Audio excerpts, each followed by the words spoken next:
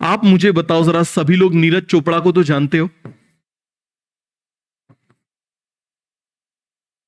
क्या जानते हो नीरज चोपड़ा जी के बारे में, जरा बताओ। कुछ चीज उन ड्रॉपर्स को बताना बहुत ज्यादा जरूरी है, उन ड्रॉपर्स को बताना बहुत ज्यादा जरूरी है जिनके 500 प्लस मार्क्स थे।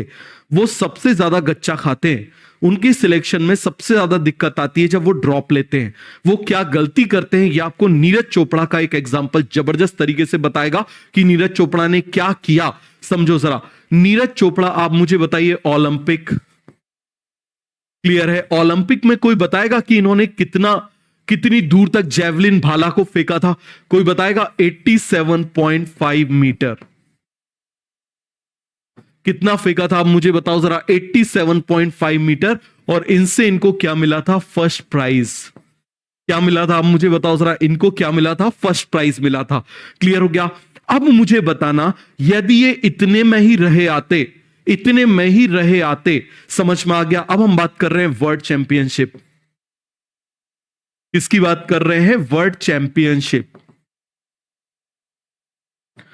वर्ल्ड चैंपियनशिप में जो पाकिस्तान के नदीम थे, उन्होंने, आप मुझे बताइए जरा कितना, तो आप मुझे बताओ, पाकिस्तानी जो प्लेयर थे उन्होंने फेंका था 87.87। कितना फेंका था? 87.87।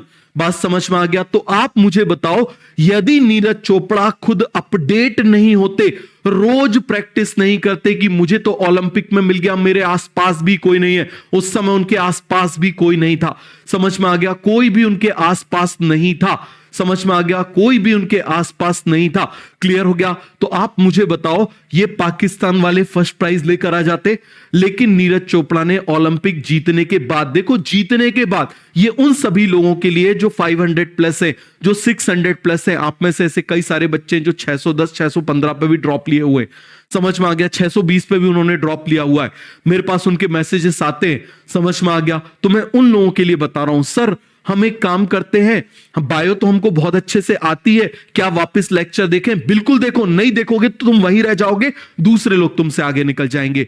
इसने और ज्यादा वो किया, और जब आगे किया तो आप जानते हो कि नीरज चोपड़ा ने कितना फेंका? 88.18 मीटर। तो याद रखना, जो खुद को अपडेट नहीं करेगा वो पीछे हो जाएगा। जो, और कैसे अपडेट कर सकते हो? Continuous evolution is a continuous process. समझ में आ गया? आपको आता है, आप 2x पे वीडियो देख लो।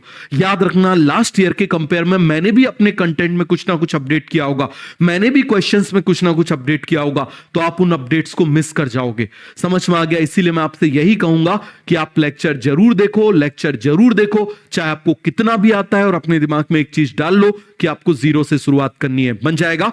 चलो।